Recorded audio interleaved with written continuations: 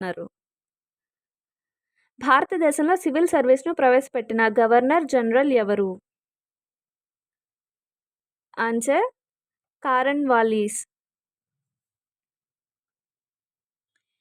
ఈ క్రింది కవులను వారి రచనలను జతపరచండి.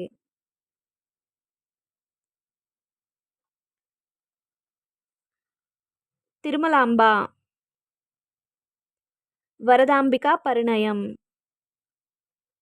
Next second one Vishnu Sharma, Panchatantram.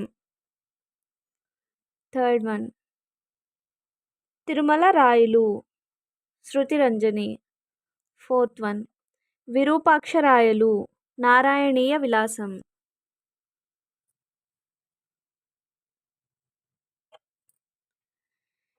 యుద్ధం, వ్యాపారం ఒకే చోట సహజ